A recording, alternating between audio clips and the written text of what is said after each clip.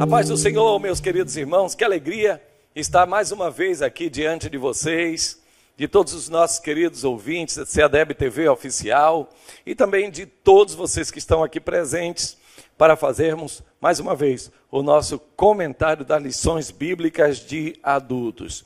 Quero dizer que é sempre um grande prazer estar com vocês e espero que seja também para vocês algo inspirador e elevador das vossas vidas espirituais. Agradeço imensamente a toda a mesa diretora, especialmente ao nosso querido pastor presidente, pastor Valdomiro Pereira da Silva. Quero mandar também um grande abraço à minha querida esposa, Lucinha, que Deus abençoe a toda a igreja também em Capelinha. Um grande abraço ao Adonias, ao querido Tony, ao Valmir Júnior e a todos os crentes da Bahia, do Brasil e do mundo. Quero também especialmente mandar um grande abraço aos irmãos que estão no Japão. Um grande abraço, meus queridos irmãos, vocês que também têm escola bíblica. Que Deus abençoe, que a cada dia mais e mais, tanto niceis como imigrantes brasileiros que chegam ao Japão, como os naturais aí da terra, possam receber o ensinamento da palavra de Deus de uma maneira qualificada. Então, vamos ao nosso comentário. Hoje nós vamos comentar, coloque aqui na tete-a-tete, por favor, as lições bíblicas, lição número 4, cujo tema é como se conduzir na caminhada. Aqui no plano americano, por favor, eu gostaria de dizer que para cada empresa tem um plano de conduta, uma forma de se conduzir na empresa. Sim, para os exércitos do mundo, cada um dos exércitos tem mais ou menos um padrão de conduta. Também para os cidadãos tem um padrão de conduta. Então, cada cidadão, seja ele brasileiro, holandês, irlandês, tcheco, eslovaco, que é Tchecoslováquia, enfim, cada um tem um padrão. Mas também há um padrão familiar. Cada família organizada tem um tipo de padrão para cada um dos seus membros. Mas a pergunta hoje é, para aqueles que são cidadãos do céu, qual é o padrão de conduta esperado para mim e para você? Então é isso que nós vamos ver especialmente nesta lição agora de número 4. Vejam que na lição anterior, de número 3, nós investigamos que o céu é o destino final do cristão. É o lar final de cada crente, a morada, o descanso, enfim. E agora nós vamos ver como é que chega lá. Claro que a entrada no céu é pelo sangue de Jesus Cristo e pela crença que Ele é o nosso Salvador. Mas uma coisa é o crente que aceita a salvação e logo parte para o Senhor. Glória a Deus por isso. Mas há também o crente que aceita Cristo e ainda leva 40, 60, 80 e às vezes até 90 anos de vida. Então, ele vai ter uma longa caminhada, pelo que sobre ele está escrito, aquele que perseverar até o fim será salvo. Então, vamos lá, vamos investigar qual será a maneira como se conduzir na caminhada. Vamos na tela, meu querido Tony, aos textos principais da nossa lição. Primeiro, o texto áureo diz, andai com sabedoria para com os que estão de fora, remindo o tempo. Vem aqui no plano americano, por favor, que eu vou falar um pouco sobre este texto áureo. Andai com sabedoria para com os que estão de fora. Paulo, meu caro Adonias, está preocupado não apenas com a nossa conduta de vida, o nosso padrão, e eu vou explicar daqui a pouco sobre o que é um padrão. Mas ele está preocupado também com a nossa forma de nos relacionarmos com aqueles que estão de fora. E quase sempre nós pensamos, aqueles que estão de fora do templo, mas na verdade não é. Aqueles que estão de fora da igreja, separados de Deus, sem Jesus no mundo, sem promessa, enfim, estão afastados do nosso Senhor. Então, qual é a nossa forma de conduta para que não os afastemos do Evangelho? Para que, ao contrário, o atraiamos, para que se cumpra aquilo que o apóstolo Pedro diz: mulheres, ajais de forma que ganheis o vosso marido sem palavras. Então, apenas com a forma de conduta. É isso que nós vamos investigar nessa lição de número 4, e é o mote, é o tema do texto áureo. Mas vamos então para a verdade prática na tela.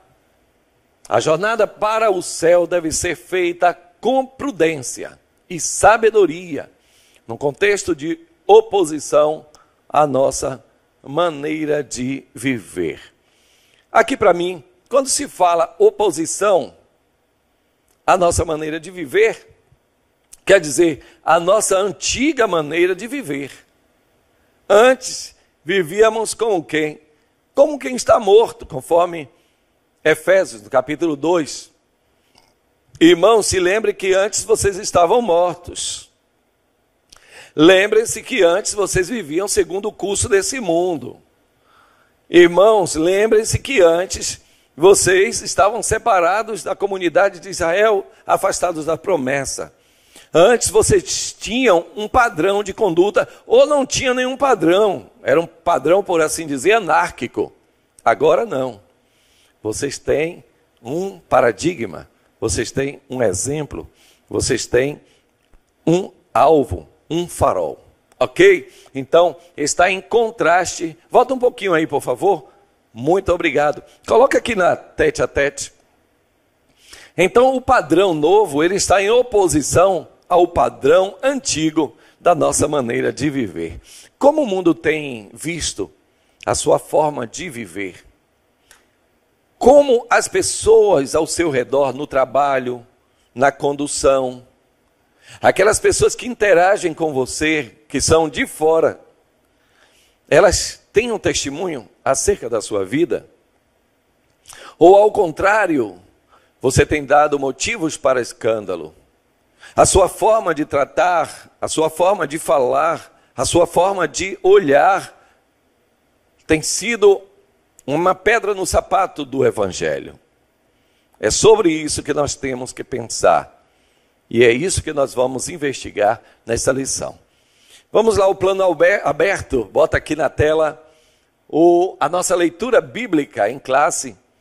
É bem curtinha ela, né? Efésios capítulo 5, versículos de 15 até o 17. Diz assim: portanto, vede prudentemente como andais, não como nécios, mas como sábios, remindo o tempo, porque os dias são maus. Pelo que não sejais insensatos, mas entendei qual seja a vontade do Senhor. Glória a Deus. É só isso mesmo. Vamos então, volta aqui para mim, no plano aberto, para falar agora sobre os nossos tópicos, né? Bota aí, por favor, os tópicos na tela mais uma vez. Vamos ao tópico de número 1, o padrão de conduta na caminhada cristã. Vocês gostaram do novo aspecto? Pode deixar lá na tela, por favor. Eu quero interagir agora com vocês. Gostaram muito? Eu achei lindo, achei maravilhoso. E neste telão, meu caro Adonias, ficou algo excepcional. Um momento assim, olha que coisa. E o Tony que está ali na técnica, como é que se faz na mesa de corte?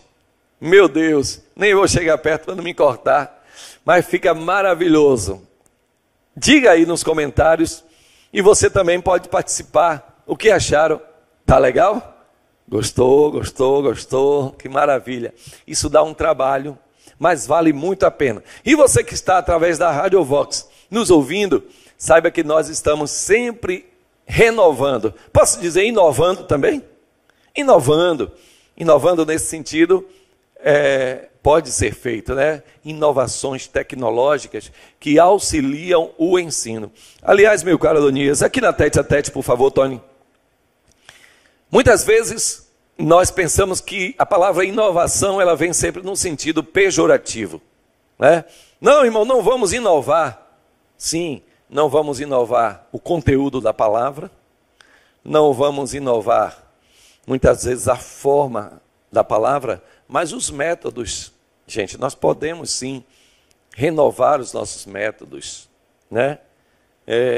Nós podemos inserir métodos novos que alcancem mais pessoas, que tragam mais qualidade ao ensino e até que chame atenção. Obviamente, não podemos aderir a métodos que são contrários à palavra de Deus, métodos indecentes, métodos com má fé, que possam trazer um pensamento errático àquele que é chamado por Deus. Por exemplo, venha e você não vai sofrer mais. Isso é um método de atração, atrai muita gente, mas frustra muita gente, porque muita gente vem pensando que de uma hora para outra as coisas vão mudar, e nem sempre acontece isso. Então poderia ser, até da minha parte, um mau caratismo, uma atração fatal, por assim dizer. Mas nós pregamos a Jesus Cristo, dizendo que o Evangelho realmente traz consolação. Vinde a mim todos vós que estáis cansados e sobrecarregados, e eu vos aliviarei, disse Jesus. Agora coloca aqui no plano aberto, porque eu quero dizer o seguinte, que sim, quando você vem a Jesus Cristo, você encontra consolo, descanso, você encontra agora uma atitude de vida diferenciada que o leva para os céus. Isso é verdade e não há nenhuma reticência nisso. Ou seja, a sua vitória está garantida, mas pode ser que ela seja uma vitória momentânea, transitória, terrena, mas pode ser que o Senhor esteja aguardando o momento final em que te levará para o céu e a sua vitória será eterna, sempre eterna, para sempre, eternamente. Essa é a vitória esperada. Compreendem? Vamos lá então ao primeiro tópico, o padrão de conduta na caminhada cristã. Sim, o cidadão do céu, ou o cidadão dos céus, ele tem um padrão de conduta. O apóstolo Paulo, ou melhor, Jesus Cristo, nosso Senhor, ele diz, o grão de trigo que cai na terra e não morre, fica sozinho. Tem muita gente que quer viver uma vida dupla, ou seja, quer manter a sua forma de ser, a sua forma de agir, e ainda assim ser agradável às pessoas e a Deus. Nem sempre você vai conseguir. É preciso rever. Se você não se humilhar, se você não der a sua vida, então provavelmente você vai ficar sozinho. A sua liderança será limitada. Para que você possa alcançar as pessoas, você tem que fazer conforme o modelo de Jesus Cristo. Conforme o apóstolo Paulo diz, Filipenses capítulo 2, tende em vós o mesmo sentimento que houve em Cristo Jesus. Glória a Deus. O qual, sendo Deus, não teve por usurpação ser igual a Deus. Antes esvaziou-se a si mesmo. Então, se Jesus se esvaziou e foi necessário que ele fosse moído, para que, tendo sido morto, viesse ser a causa de eterna salvação para todos aqueles que creem em Deus. Então foi necessário que o Senhor se entregasse inteiramente, glória a Deus. O vaso foi necessário ser quebrado para fazer outro.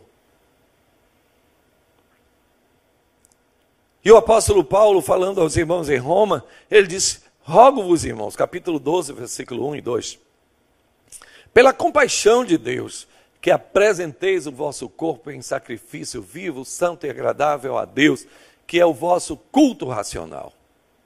Apresenteis o vosso corpo em sacrifício, aleluia, glória a Deus. Senhor, estou aqui, usa-me conforme a tua vontade, faze comigo conforme o teu querer, aleluia, glória a Deus.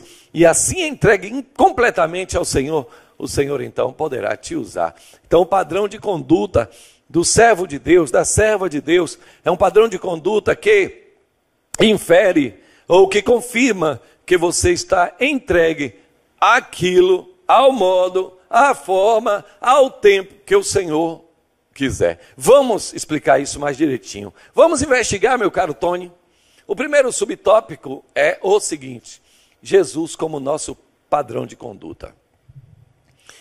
No livro de João, está escrito o seguinte, que o Senhor Jesus é o nosso padrão de conduta. João capítulo 13, o versículo 15. Sede meus imitadores. Ou melhor, isso quem disse foi Paulo. Jesus disse, assim como eu fiz, façais vós também. Porque eu dei o exemplo. Jesus naquele momento, ele pega uma tina, uma toalha e começa a lavar os pés dos discípulos. E disse, eu dei o exemplo. Agora façam como eu também fiz. Nós não estamos inventando um padrão. Nós não estamos ditando padrões. Porque o apóstolo Paulo, ele chama-nos a atenção para um fato especial. É que muitas vezes os homens tentam nos escravizar criando padrões. Isso não será possível. Porque nós cremos e vemos e lemos que no tempo dos fariseus, eles criavam padrões.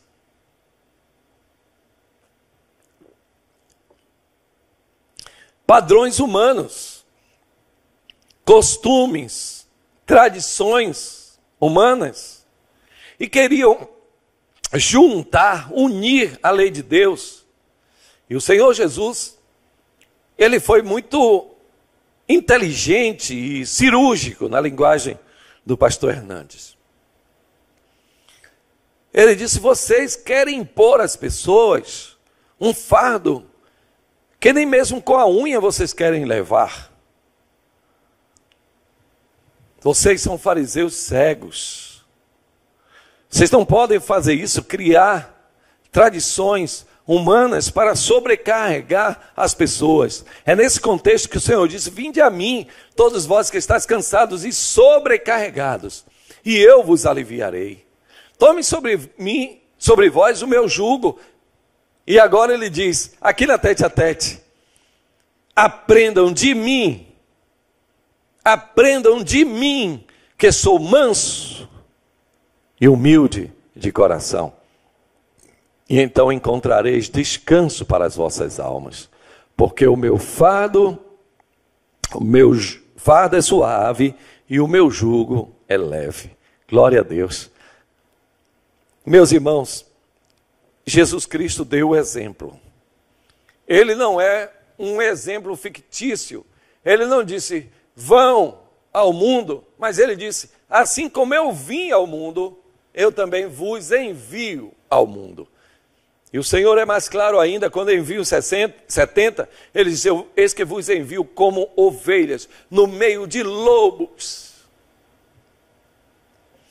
Talvez você, missionário, esteja enfrentando uma situação que você diz, quem me mandou para aqui não me amava, não gostava de mim, eu estou como ovelha no meio de lobos. Sim, foi o Senhor Jesus quem te mandou para aí, foi o Senhor Jesus quem me enviou para aqui, glória a Deus. Mas seja prudente, seja sóbrio, vigie, glória a Deus, e a vitória vai ser sua, e as almas serão ganhas pela sua paciência.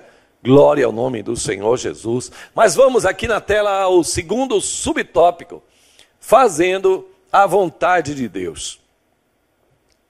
No capítulo 4 de João diz, o Senhor Jesus diz, pode colocar lá no plano aberto? Está muito bom. Ele diz assim, eu vim ao mundo para fazer a vontade do meu Pai.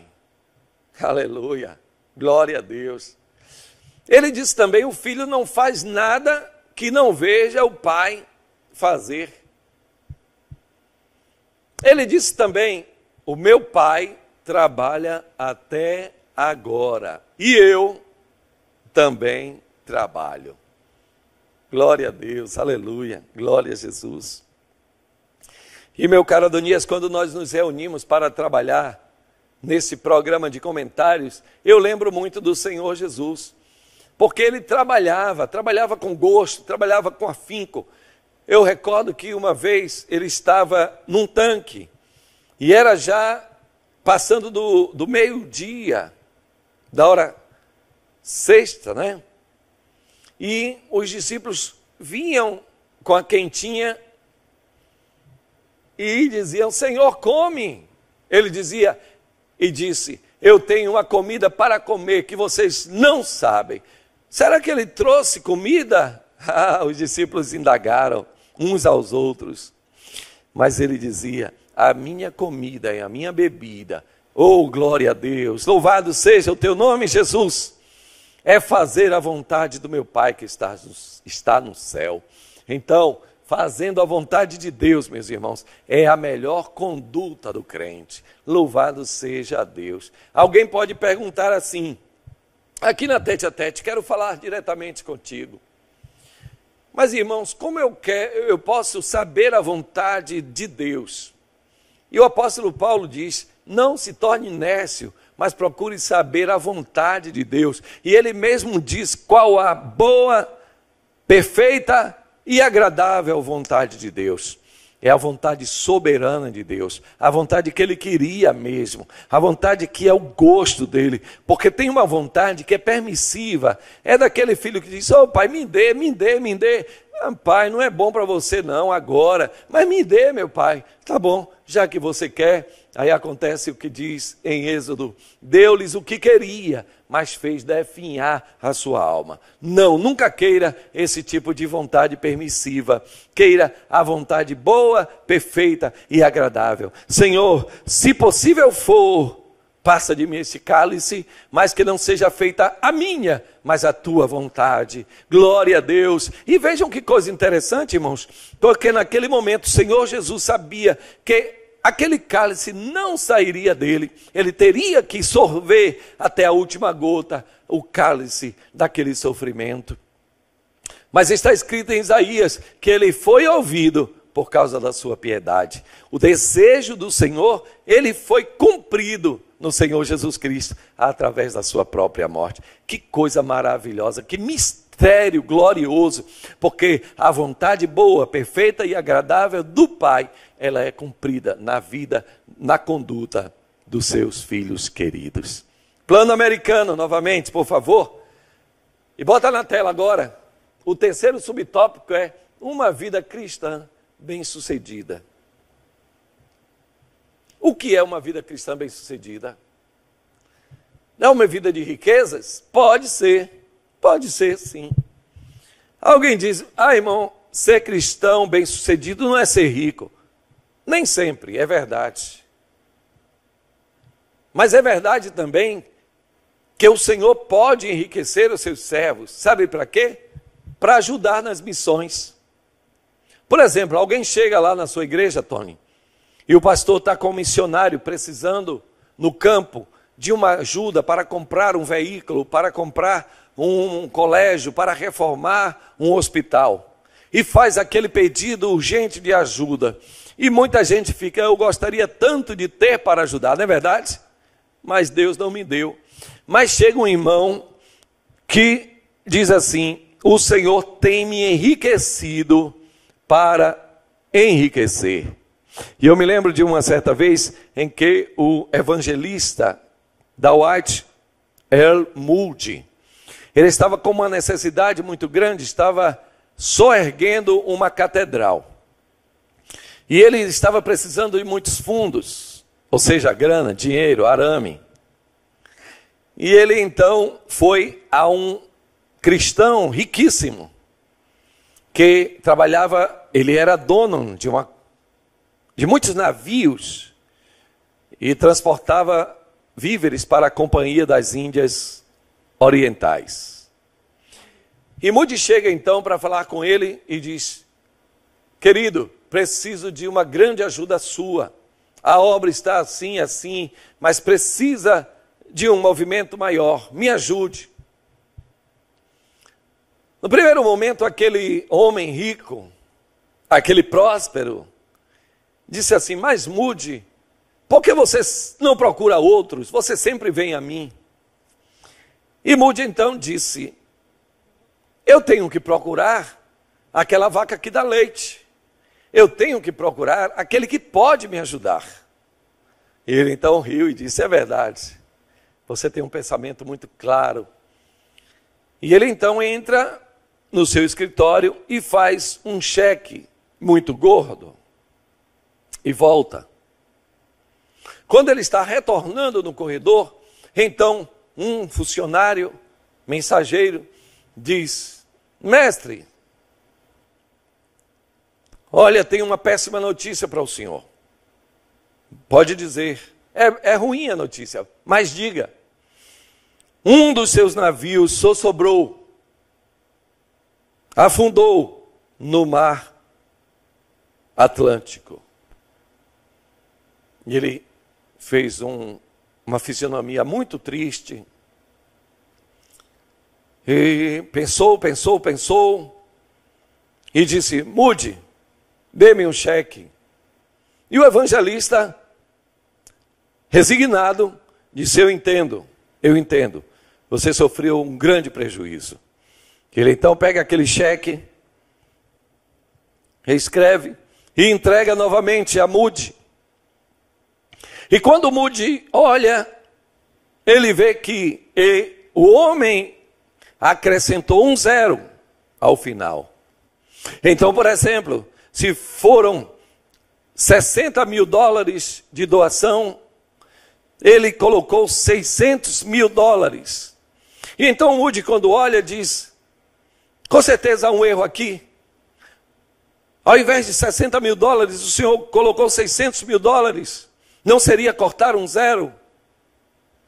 Então aquele próspero disse: Mude, com o afundamento deste barco, o Senhor está me dizendo que tudo aqui na terra é passageiro. E que se Ele me deu, foi para eu abençoar a obra. Eu entendi muito bem a lição, Senhor, disse aquele homem próspero. Vá e construa a sua catedral. Glória ao nome do Senhor Jesus. Num tempo, me coloca no plano aberto, por favor. Num tempo em que essa questão de dar e receber tem sido um tabu para muitas igrejas que estão sendo construídas. Eu tenho a coragem de dizer para você, próspero, se alguém tem, num tempo em que ninguém tem para ter que ajudar quem não tem. Glória ao nome do Senhor Jesus. Que o Senhor, que lhe deu muitíssimo, possa lhe dar sabedoria para também ajudar a casa do Senhor. Glória a Deus. Vamos lá, coloca na tela o segundo tópico: fazendo a caminhada com prudência e sabedoria. Isso fala também da forma e o padrão da nossa caminhada. Como é que devemos fazer? Com prudência e sabedoria. Em primeiro lugar, o que é prudência?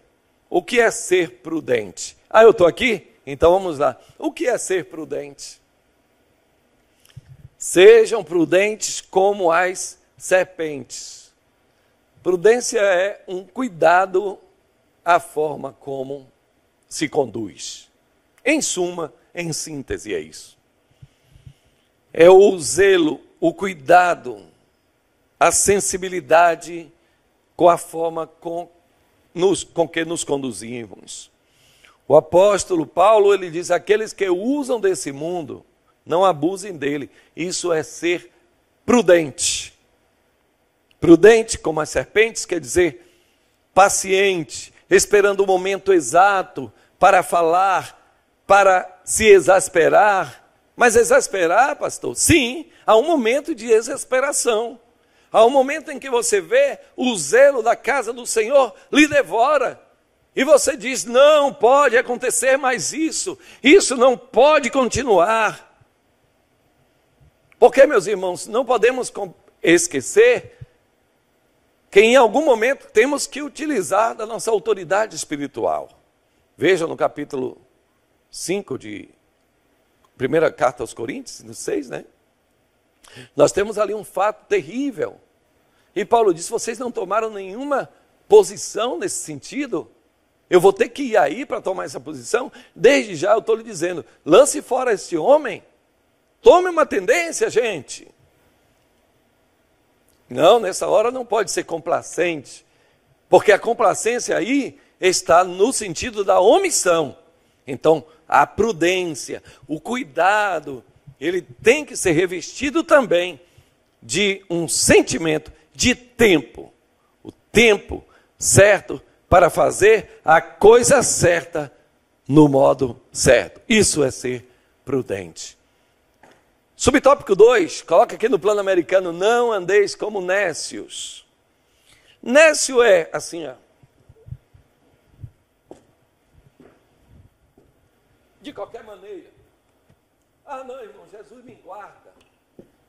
Esta cidade de Salvador tem sido uma cidade muito perigosa. O estado da Bahia, o Brasil quase todo, para não dizer o mundo, tem sido lugar perigoso, não é verdade? Então você não pode andar de qualquer maneira como nécio. Porque o Senhor disse, aqueles que andam de noite tropeçam. Então é melhor andar de dia. Porque aquele que anda de dia, disse o nosso Senhor, não tropeça. Agora eu quero dizer uma coisa para você dar glória aí onde você estiver. Se você estiver andando em escuridão, habitando nos lugares de sombra da morte, mesmo assim não precisa temer nada, sabe por quê? Porque o Salmo 119, versículo 105 diz, lâmpada para os meus pés é a tua palavra e luz para o meu caminho. Pega essa aí. Aleluia, glória a Jesus. Mas o certo é andar com sabedoria, com prudência. A nessa idade, ou a falta de sabedoria, tem sido um grande problema.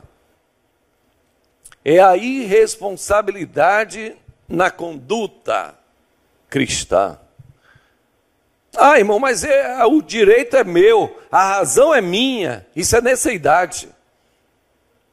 Isso é uma forma nécia de se portar. Ah, não, porque eu tenho direito, eu tenho que ir em frente. Calma lá, irmãos. Bem-aventurados os pacificadores, porque eles serão chamados filhos de Deus. Se todos quiserem os seus direitos, se todos quiserem a sua razão, então vai acabar ninguém tendo razão. Paulo diz assim, por que não sofreis antes o dano? Algumas vezes nós temos que baixar a cabeça quando a nossa razão manda levantar o nariz, empinar. É meu, eu tenho direito. Calma. Deus é justo juiz. A um eleva, a outros abate. Aleluia. Então, não andeis como nécios. Tem muita gente vivendo como nécio. Tem muita gente vivendo uma vida cristã irresponsável, certamente pagará por isso. Tem muita gente usando de falsidade, de leviandade, no trato com a coisa de Deus, mas de toda palavra leviana que o homem disser, terá que prestar contas ao Todo-Poderoso. O terceiro subtópico diz, andeis como sábios. Ao mesmo tempo, não podemos andar como nécios, mas tem um mandado negativo, não ande como nécio, e um mandado positivo, ande como sábio. Aleluia. Aí você vem do negativo, não, passa pelo zero e vai agora para o positivo. Ande como um sábio, estude as Escrituras. Filho meu, a sabedoria está clamando, diz o livro de Provérbios. Ela clama nas praças, oh, me escutem, glória a Deus. E quem é a sabedoria de Deus? É Jesus Cristo, poder de Deus e sabedoria de Deus. Quanto mais você se aproxima da palavra de Deus, a palavra de Deus mostra Cristo e você fica mais sábio. O salmista Davi disse assim, eu sou mais sábio do que os meus mestres, porque eu observo a tua palavra. Glória a Deus. Vamos ao tópico de número 3. Assim, ali, sábios, sofós, sabedoria. Aquele que sabe não é apenas uma inteligência, um conhecimento acadêmico, mas é uma forma de se conduzir. Sabedoria. O tópico 3 vai falar sobre vencendo os dias maus. E aqui nós podemos ver o seguinte. Eu trouxe essa Bíblia aqui para falar que o livro de Efésios, o capítulo 5, ele pode ser dividido em 3 partes. A primeira parte é a conduta do crente em amor, versículo 1, vai até o 14. Portanto, sejam imitadores de Deus, conduta, como filhos amados, e vivam em amor. Aleluia! Que coisa maravilhosa. Rapaz, que tomada, bota aí essa tomada novamente. Olha aqui, capítulo 5, que bela tomada, hein? Portanto, sejam imitadores de Deus. Tecnologia aqui, meu Deus do céu, olha que qualidade. Como é que se diz? Sem nenhuma humildade, né? Sei lá o que é isso. Como filhos amados e vivam em amor. Ora, o que é que Paulo está dizendo? Irmãos, vocês são bem amados. Tinha até uma novela antiga lá, né? Lembrando aqui só do tempo antigo que o Senhor tem. O bem amado. Nós somos muito amados, irmãos. Glória, aleluia. Somos queridos do Senhor, aleluia. Então, irmãos, como filhos, como imitadores de Deus, como filhos amados, ou seja, Deus te ama muito, andai em amor. Então, a primeira parte fala sobre a conduta do cristão em amor. Agora, do versículo 15 até o 17, é a conduta do crente em sabedoria.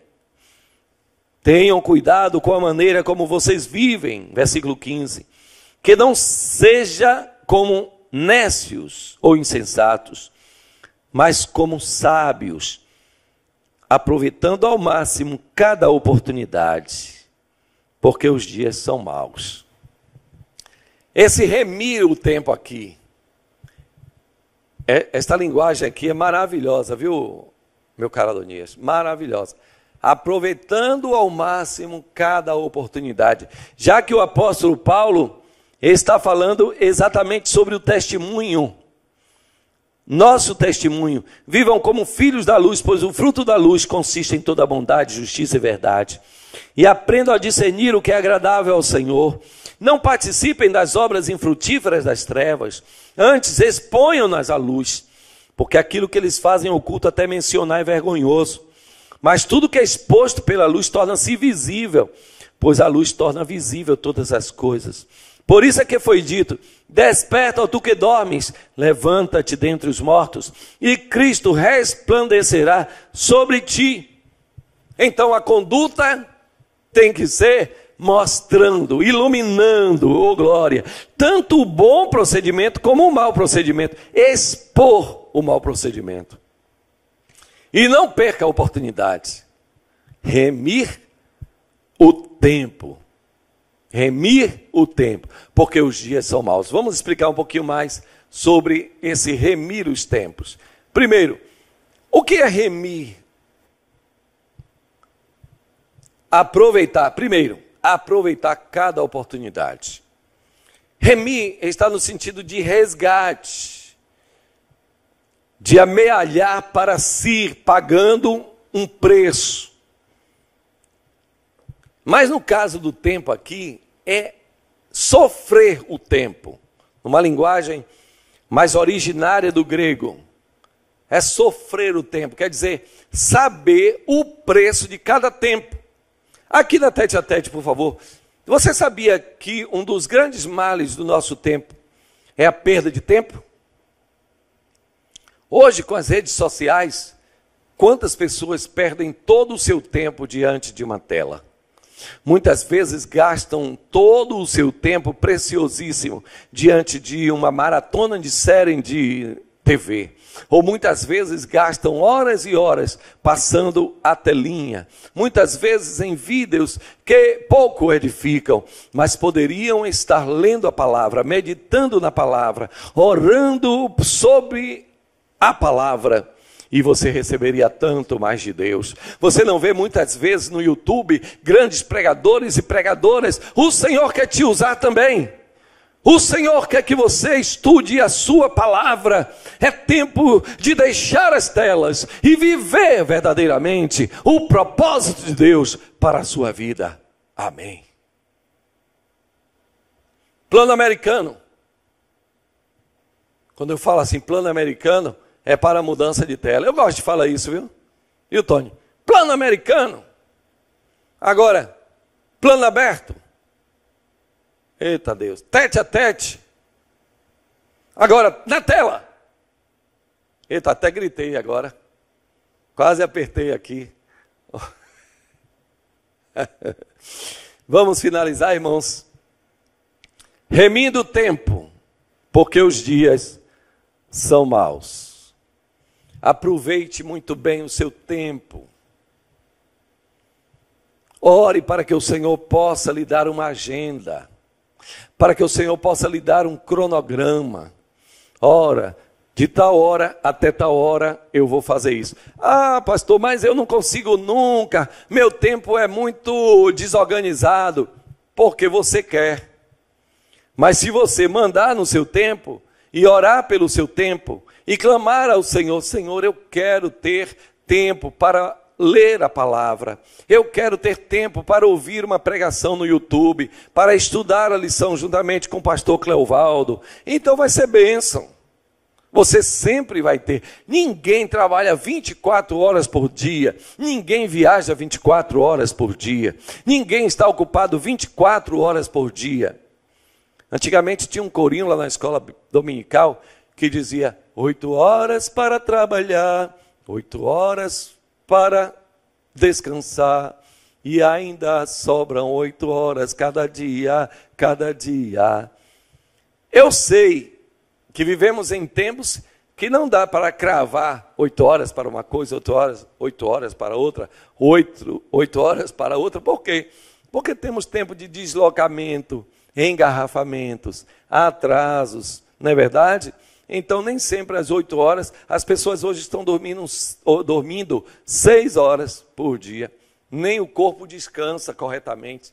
Mas, mesmo dentro deste vendaval que nos cerca da falta de tempo, peça ao Senhor, eu estou te provocando, eu estou te desafiando, para que peça ao Senhor, Senhor, me dê tempo.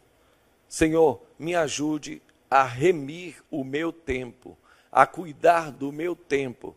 E você vai ver, não vai mudar logo não, mas vai mudando pouco a pouco, você vai se sentindo menos ansioso, mais feliz. Anote as coisas que você tem para fazer. Eu anoto quase tudo, todos os meus compromissos eu tenho aqui anotado, no to-do da Microsoft. Eu anoto aqui, porque eu fico sem ansiedade. Eu sei que quase todos os meus compromissos, ele vai me notificar.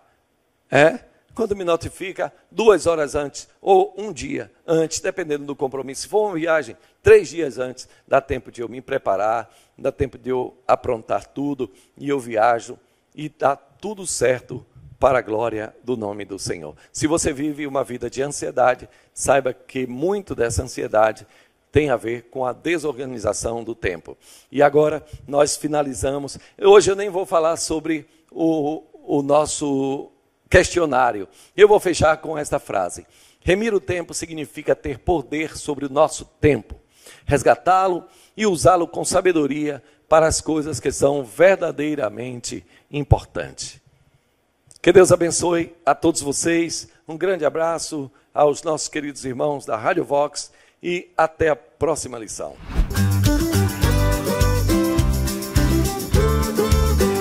CEADEB TV, uma uma herança de fé pra você.